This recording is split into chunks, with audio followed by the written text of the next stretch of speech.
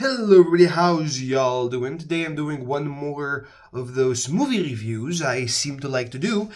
If you remember, I did already one for Cannibal Holocaust and Black Metal Veins. Pretty good movies. They weren't, they were pretty bad. I disliked Cannibal Holocaust a lot. I found lots of things to talk about and kind of dissuade people from watching it. It's a good movie to watch as a, how to put it, novelty. It's a novelty film. It's like, oh, the first found footage film, sort of, you know. So if you want to watch it for that reason, go for it. It's gonna be fine. But definitely not a movie I'm gonna rewatch anytime soon. It really holds no rewatch value. It doesn't have any cool cinematography, to me at least. Has no cool scenes or anything. So yeah. Today I'm covering a movie called DAGON, and this is a movie from I think early 2000s, 2001 I think film. It's by a man called I think Stuart Gordon. I think it was Stuart Gordon. He's made a lot of good films like Reanimator, Castle Freak, From Beyond, and this one, and Dagon. These are the four ones I've watched, but there's one I want to watch called Honey, I Shrunk the Kids, or something like that, or the Dolls. There's another one. So yeah, he's made some. Out of all the four movies I watched, I enjoyed all four films, and I think this is one of the more recent ones. This is a 2001 movie, as I mentioned. So yeah, I've watched it. I liked it a lot.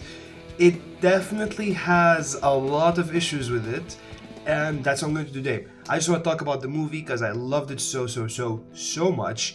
I'm actually, well, I realized this after watching this movie and then his other movies and then other films of that kind of era. Most of the films I've watched over the last like 2 to 3 weeks are between the 1980s and 1990s, with some movies like this one happening in like early 2000s, right? Super early 2000s.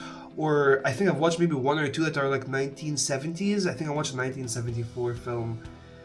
It might have been either Fright Night or The Witch Who Came from the Sea, I don't remember. But I think one of those at least was a 1970-something film. Anyway, today we're talking about Dagon. Now, what is Dagon? Obviously, big spoiler alert. I'm gonna go into everything this movie has, so if you haven't watched the movie, I definitely recommend watching it. It has some really good things and some really bad things, and, well, you'll see. But yeah. Also, probably viewer discretion. I think there is some blood and murder, so yeah, if you don't like those stuff, I guess don't watch this.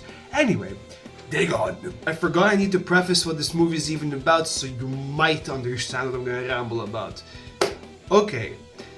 People on boat. 4 people on boat. Main character, his girlfriend, and 2 other characters you don't care about. Main character on boat be like, guys land, storm come, storm destroy boat. Him and his girlfriend get on small boat to land to get help for 2 people on boat because they couldn't get off. When they get to land, they meet people who look fucked. They're like, you can immediately tell something's wrong with those people, but you can't tell too much. The movie has a scene where it like shows their hands and they have like webbed hands, like a frog, you know? But you're like, oh, that sounds fishy, you know, like, you don't know. So the dude gets on the boat and then gets on a boat and then goes back, tries to help him, but they're not on the ship anymore, the 2 people who are on the ship. His girlfriend stays, goes to a hotel, gets kidnapped. Her storyline for now is over. We go back to him. He gets back to land. He's on land. He goes to where his girlfriend was, to the hotel, rents a room, sits in the hotel, falls asleep, has weird dreams, wakes up, sees there's a manhunt for him, escapes everything, escapes some more, escapes some fucking more, and then finds a homeless man, somehow just is a homeless man. Homeless man tells him lore about what the fuck this place is. He can already tell by now that the people are messed up. He just can't tell what happened. Then old man tells him the lore.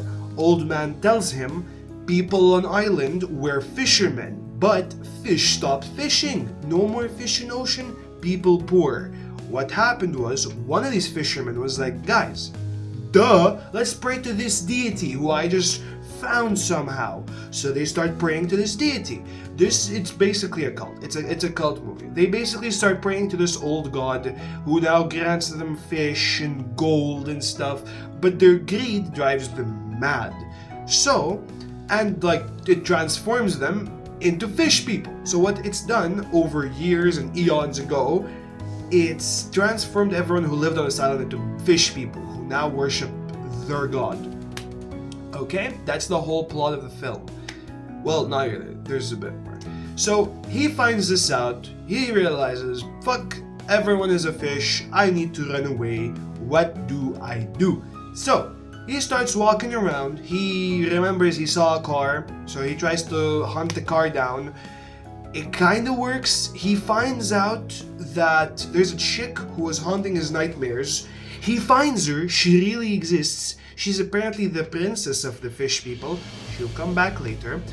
They have a weirdly placed, like, probably a minute and a half, like, kissing scene, which just leads to him, like, pulling out the covers to have sex, and then she just doesn't have legs. It's tentacles. It's like she's like a Cthulhu monster, but only from the waist down. So yeah. Anyway, back to plot. He gets in. He steals the car, crashes the car, gets out of the car, runs into a house. He's in the house. He gets knocked out by a fish person. Wakes up. It was all in the head. He is with his girlfriend and one of the survivors from the boat, the woman, and they're in a shed. The woman from the survivor from the boat has been impregnated by fish things. You actually don't know what, but you will find out in a bit. She's been impregnated. Him, the old dude, the homeless person they found. Oh yeah, and the homeless person's in the shack as well. His girlfriend and the lady who's not pregnant are pulled out of the shack to go somewhere. Again, we don't know yet, but they're being taken somewhere, right? So after that. Oh my god, there's so much. After that, woman who is pregnant, she struggles out of captivity, grabs a knife. I don't know why there was a knife, but there was a knife. She grabs a knife, kills herself, and then boom, they take the captive separately, right? There's only the dude, the homeless man, and his girlfriend left. Not the homeless man's girlfriend, the dude's girlfriend left, okay? And then it transitions to a scene of dude and homeless man. So dude and homeless man are chilling. They're tied up like this to like a wooden cross, basically. I think it's more like an X, but it doesn't really matter. Then we have my probably favorite scene from the entire movie. They fucking skin the homeless man, but not even the whole thing. They cut him here, and then they remove his face. It's really cool. It's a really moving scene, but I have issues with it, which I will get into later. He escapes captivity, not actually sure. Yeah, no, the princess comes in. She's like, no, I need him for a ritual. Say, don't kill him, don't skin his ass. And they were like, okay, fine, we won't. And then they get him off the X cross thing, and then he breaks out of captivity, kills all the fish people, grabs a gasoline can. The princess is already like doing her ceremony down there. He grabs a gasoline can, then he goes down to where they're holding the ceremony. I actually don't know how the fuck he found that place, but he did. Not gonna question it. He did. Gets a gasoline can, sees her performing a ritual on his girlfriend. His girlfriend's like strapped naked onto a bed, and she's like cutting her with one of those ceremonial daggers. Usually it's like golden and bent and stuff, and has like encrusted with jewels. He's cutting her. The princess is cutting his girlfriend up, and then they tie her hands to like a bar like this, like she's holding like this, and then they lower her into basically like a huge well that leads into the ocean, right? And you can immediately tell, like, okay, this is their sacrificial thing. So what happens is she gets lowered into the water, and he decides to strike then. He pours gasoline over all the fish people who are attending this ritual ceremony thing, lights them on fire. I don't think all of them even die. I think some of them die. And then you can see he knocks everyone back, basically. Everyone's knocked down like Fortnite. Everyone's knocked down for a while. So he goes and grabs a chain and then like tries to hoist her up, and she gets hoisted up, but then she tells him to kill her because she's been impregnated by the big old god demon thing, whatever, which has been mentioned before. And He's like, no, no, no, I can save you, like, it's fine, you're pregnant with demon child, it's probably fine, you know. And then you see the coolest, well, the second coolest part of the film to me, you have the old god being revealed. He, like, jumps out of the well, grabs her, he's huge, the well is very wide, by the way. So he grabs her, and then, like, rips her off, so she has, like, her forearms are left stuck to the bar that she was holding on to, but then he drags her down into the ocean. And, like, the guy just loses all hope. The guy's just like, but my girlfriend, what will I do now? You know, like that type of stuff. So, he tries to kill himself. He pours burning gas. He pours gasoline over himself, lights himself on fire, but the princess, I think she tackles him, or I think he just falls in. I think she tackles him. She tackles him, and they drop into the well, and you can see the fire kind of burn out, like go out, and then you can see him start to swim in the water as he gets gills and can now breathe underwater. End of movie. Good job, Stuart Gordon. Great film, loved it. So yeah, that's the entire plot.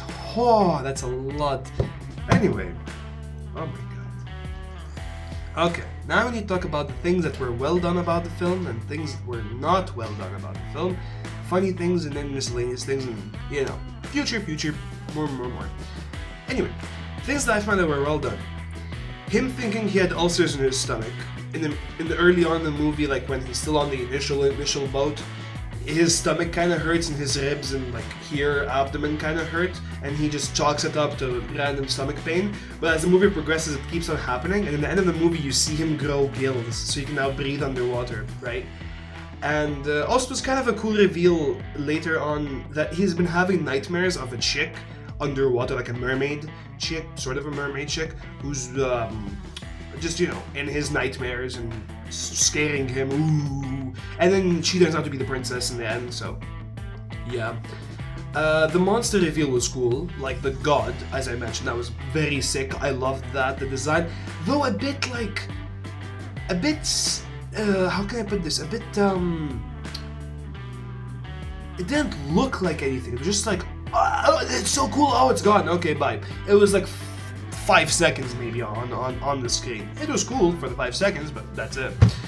The skinning scene was really, really cool. Just seeing all the gore and the bloody, like the knife going along the neck and all that stuff, that was pretty sick. Oh yeah, the chase sequences. I probably have already elaborated on them, but the chase sequences in this movie are pretty good, pretty well done. He unscrews parts of doors and like re-screws them elsewhere, and that's pretty well done, I'd say.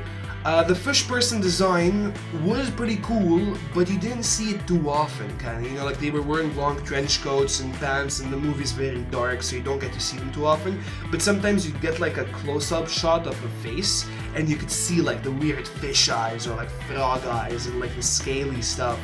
And it was, I like that a lot. I also like the idea of, you know, kind of like a cult thing. I find cult stuff really cool. So that's more of a personal note one, I guess, but that was pretty sick. The special effects were good. The thing is, I like the special effects of these kind of like older movies. Like a 2001 film is pretty old by modern standards, like 24 years old at this point. Pretty old, older than I am. So, and the effects were good. A bit schlocky, bit like, I'll be like, oh, you can tell this is super fake, but in a fun way. It's not bad. It's fun bad, sort of, you know.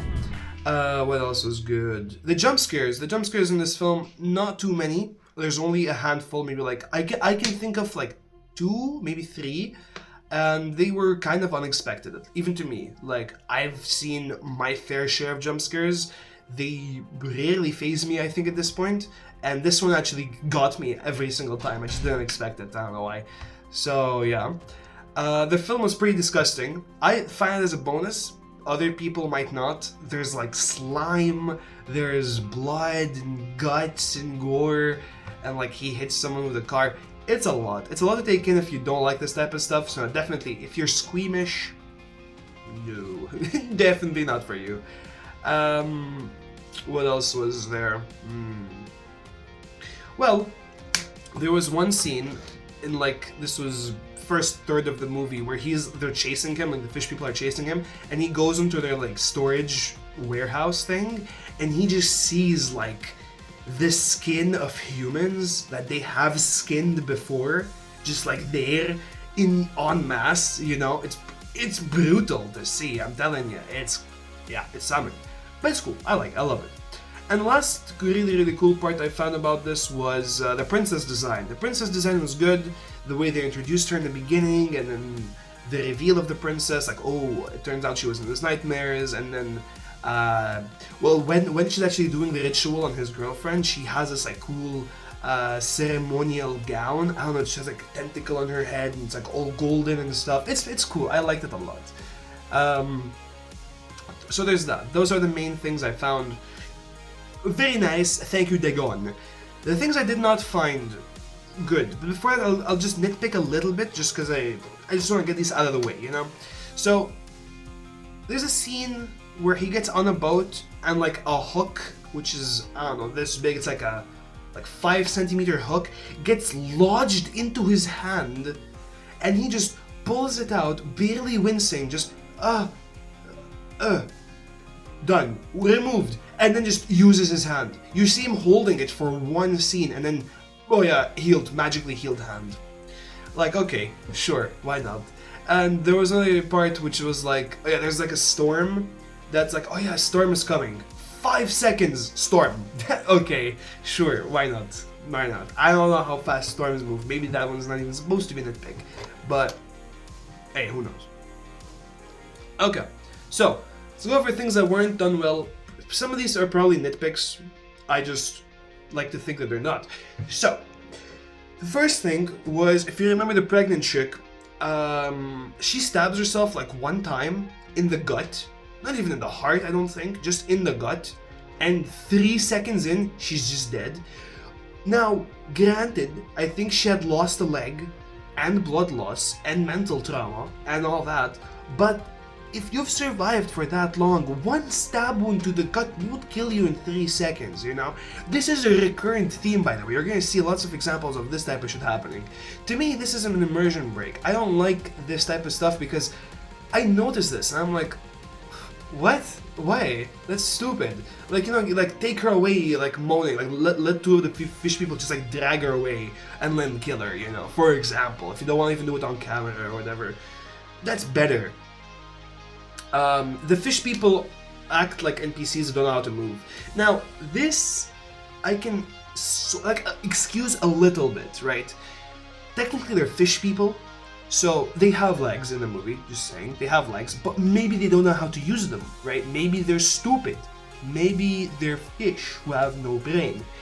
Yes to all of those. They are stupid, and they are fish people. But at the same time, they've been fish people for like 200 years. That's the context of this film. They've been fish people for ages. You have to get used to it, because there are points where they're just like stumbling over each other. They're just fucking, you know, just running, like not even running. They're just shambling around more like. So yeah, I don't know. I found that to be pretty immersion breaking. I was like, nobody would act like this. What do they think? I'm stupid? Like what? The dialogue is weird. That's another kind of thing. This is also more of a nitpick.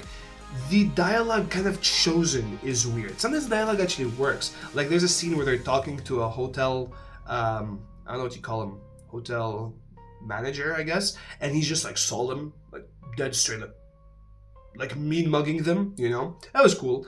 But there's one thing about dialogue. He's like a stock trader. I know I'm adding lore throughout this video, but I don't care. He's like a stock trader, so he's like, yes, 2 options, always 2 options, and it's so cliche, cause not cliche, it's so cringe. It's like, oh yes, he always has 2 options, and the fucking movie keeps even throwing him 2 options that he has to pick one out of.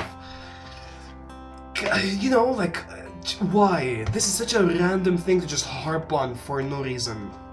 Anyway, probably nitpicking, but.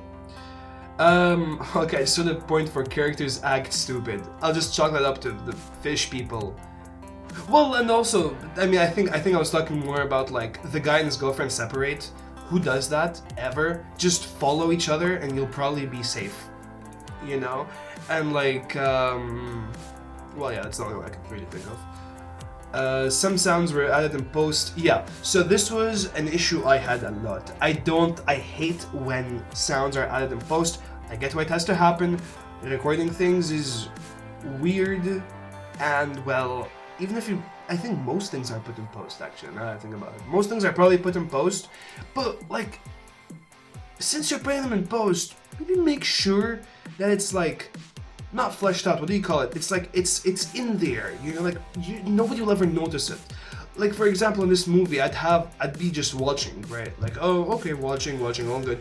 And you just hear, like, a door opening sound, or other stuff. I can't think of it. I watched this movie like 2 weeks ago. Can't think of anything exactly right now, but like it has so much of that. Like just oh yeah, sound. Oh, they also use the Wilhelm scream, which like the ah or whatever it is. I don't remember. Well, no, I actually do know it. I just can't fucking replicate it. But that.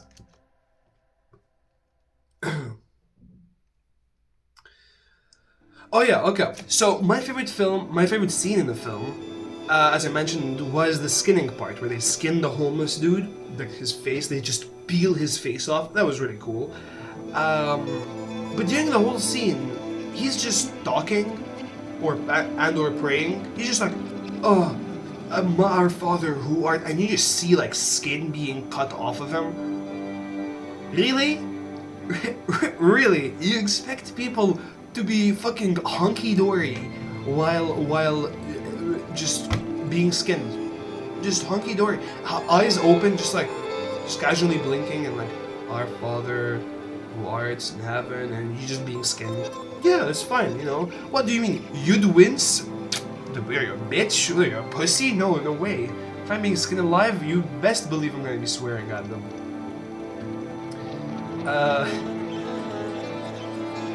No, I'm not gonna put this one.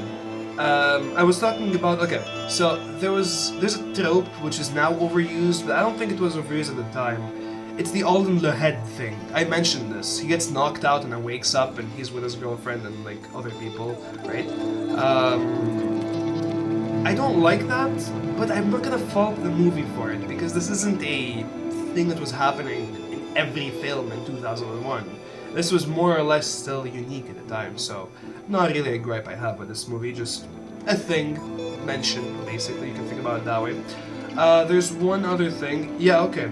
There's a scene with, like, the scene was giving backstory to why these people became fish people, and it was from the perspective of the homeless man when he was a kid. So what happened was, right, I think I mentioned this before, but I'll talk about it again. There's a guy who started to worship a god, and he made the whole town worship the god with him, and the only two people who wouldn't worship the god were the homeless man's parents. So what he did was, he killed both of the parents in front of the child, and then made the child worship him. And the child just goes along with it. The kid's like, "Oh, that's fine. My dad just got stabbed in the neck, my mom just got stabbed in the neck. Sure. Yeah, of course, you're gonna sacrifice him to our god, one and only? Of course, why do you even have to ask me? That's a weird thing." Like, what? Not even okay, maybe there was a tear, but he's like 10. He just got done shitting his diapers like 6 years ago. Come on, cut the kid some slack. Give him some human emotion. So, there was that. I didn't like that scene. Not for its brutality. I don't care about brutal scenes. I care about immersion breaking scenes. Like if the kid was bawling and crying, right, then I'd get it. I'd be like, okay, that makes sense. But no. Alright. Oh yeah, this. Oh my god. Okay, this. Holy. This was a thing I found super immersion breaking. So I talked about this. He whips out a gasoline can, and while the princess is like cutting open his girlfriend, performing the ritual, and there's like a mass of the fish people just like celebrating and chanting like, "Yeah, do it, cut her open," and that type of stuff, right? He just starts pouring, like shaking gasoline over them, and all the fish people do is just like, "Oh, no, the gasoline," like, no, there's like 30 guys there. If 2 of them just tackle him, That's it. Scene over. But no, they have to be dumb fucks who just like he's shaking gasoline all over them and they're just cowering in fear. What is why? What? It's like that's like me holding kryptonite over Superman and him being like, oh no, instead of fucking lasering me with his eyes. You know, like that's not gonna happen. No. I hated that scene. That scene was very like, what the fuck? No one would do this type of thing. Yeah. Okay. What else do we have? Okay, yeah, this is a thing that's common with a lot of older movies. I noticed after watching more older movies, the main character hitting them is like, okay, so let's say I punch someone, right? If it's not too hard, they're not gonna fucking fall 3 meters away. He hits a guy with like a piece of metal, but like from this distance, he's just tapping the guy, and the guy's like, no, it's like he's been shot. What is happening? There's so much in this movie that just happens. Like some guy gets whacked. Okay, fine. Some guy gets fucking flicked, flies away. Why is this a thing? This is so immersion breaking. This is so like, just like it's happening just for it to happen. You know what I mean? It's just happening. Things just happen. Also, oh my god, yeah, there's another point here. So when he breaks free from captivity, I mentioned this. Like he was strapped to like a cross thing, and then they cut him loose so that the princess could have him for the ritual. Yada.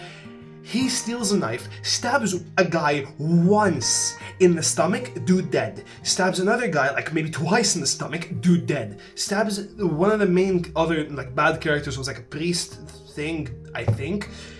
Stabs him, dead. Just immediately, you can see him like slice his gut open and like his stomach like spills out and guts spill out. But that's like that's not immediate death. Film. There were so many older movies which did this correctly, where you would see like a guy get his guts like cut open, and you would see him like gasping for breath, and like cool scenes would ensue, but not instant death. Like sure, if you want instant death, just stab him in the head. Just have a scene of a guy stabbing the dude in the head. That's instant death. You could even throw in some cool like leg twitching and arm twitching scenes. That would be cool. That would be really nice. But no, you just have, I stab you in the gut, now die. What? You know, like, okay. Okay, that actually also ties in with the woman stabbing herself once in the gut and immediately dying. I feel like those two are pretty much the same. So yeah. Yeah, okay. There was a chase sequence that happens. Actually, there are two things here that tie into both of it, right? So, right before the chase sequence... No, during the chase sequence, he hides behind, like, some tarps and some, like, wooden things, I don't know, like wooden frames if you want, right? So it's not too visible. But in the movie, you see the fish people are like walking around the warehouse looking for him, and they're shining flashlights. There's a frame, or like a couple of frames, where they have the flashlight dead on him. Like you can see it on his forehead, and it's fine. They don't know where he is. They're just like, yeah, it's fine. Yeah. Who is that? That's not the guy we're chasing. Nah, that can't be him. That's old Jeff. We know he likes to shack up and masturbate in the fucking middle of wooden frames. That can't be our protagonist. You know? Like, what? Okay, whatever. He escapes by, like, lighting the whole warehouse on fire. And, okay, actually, now that I think about it, this scene makes a bit more sense. So, he lights the warehouse on fire with some more gasoline he finds, which is, you know, casually strewn around gasoline. Why not? He lights everything on fire, and then escapes by holding a frame of, like, a skinned dude's face, okay? But the frame isn't that big. It pretty much just covers his upper body, and I mean, it's a frame, so you can hold it, like, either way. You know, like, imagine you're holding a frame, and he's just running in the middle of a sea of fish people. Nobody notices him. Now, there's two things I need to mention. One, it's happening at night, so maybe I can excuse it. I can excuse that for that. And two, the fish people have a sort of tie to the skinned people, like the skin of people, because you can see them like try to pull out the burning wooden frames with the skin on it. It's like the thing about it is offerings to the gods, to the god, you know. So that might be why, like they're basically preoccupied, if you want. They don't care about him in that moment. They care about saving their skinned people. But I feel like I have to defend it, you know. Like it's not like. Sure, I'll defend it. Why not?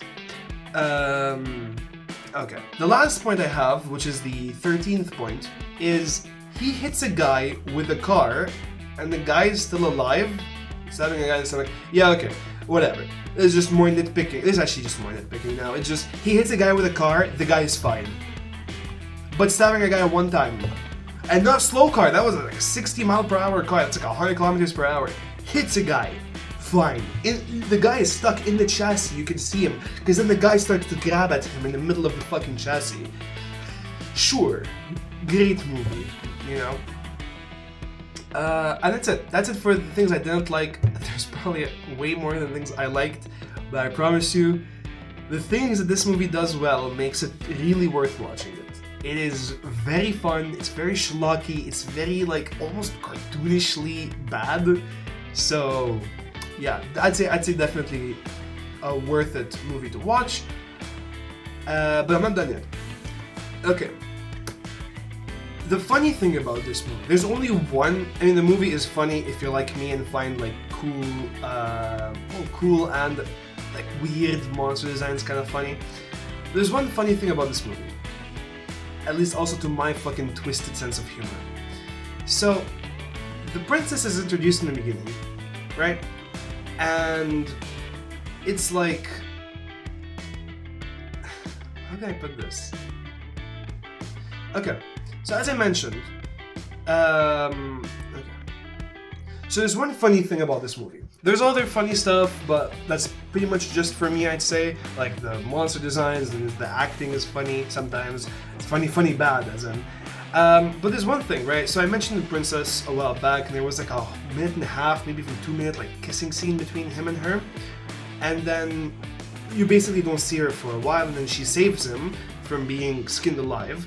And then what happens is, when his girlfriend dies, who gets ripped off the chain, if you remember, the bar thing that she was hanging off of, right, by the god, she tells him, basically like, oh, we were meant to be together, your mother fucked our god, and then you're basically my half-brother.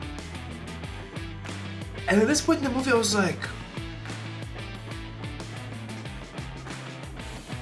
did we really need inbreeding to happen? Because this is where, to me, the natural conclusion was gonna lie. Because I was just like half an hour ago done watching a 2 minute fucking kissing scene between them, which was the most awkward thing because he was being chased. And I was just like, yeah, the only place you don't check is this. Okay, you definitely don't check her room. Now, why would you? Anyway, I'm fucking going back on other stuff now, right? So she tells him like, dude, she does not tell him dude. She does not tell him dude. She tells him, I think his name was Paul. Paul, we were meant to be together. We have the same father. We should be together. And he's like, fuck you. We're not gonna be together. And he douses himself in gasoline. I think that's when he does it, yeah. And then lights himself on fire, and then he's flailing about, and then she tackles him, they fall into the water. And then he has a look at her. He looks at her, and then he sees that she's the mermaid that was in his nightmares. And then decides to go along with everything. Dude, like the conclusion of the movie is just like, oh, you want us to intermingle fishmate? Inbreed? Fuck it, why not? Let me just read the paragraph that I wrote, because I found this funny after rereading this. The main character, right after trying to kill himself, after seeing his girlfriend die, who spent like half the movie trying to save and find her, just goes along with fucking his long-lost half-fish sister. Stuart Gordon, baby. crazy good director and producer. Definitely watch his movies. Mwah! So peak, so amazing, beautifully done movie. Great.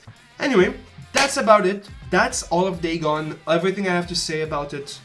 I hope this is somewhat coherent. If it's not, it's not. If it is, great. I hope you guys enjoyed. I might be doing some more movie reviews. I don't know. All of his movies are amazing. Reanimator is probably my favorite movie that I've watched in a while. Until I watched House of a Thousand Corpses. Oh my god, that one was so over the top in the best ways imaginable. Whew. House of a Thousand Corpses is so good. So good. And by Rob Zombie, if you're wondering. I don't remember what year that movie was though. I think maybe mid-90s? I don't know. It has Rainn Wilson in it from The Office, and I didn't know, and I started the movie and I watched it. It's so nice. Anyway, I'm not gonna fucking waste any more of your time. All 3 people who are watching this video, if you got to this point, why? Anyway, I hope you guys enjoyed. I'll see you in the next one. Peace.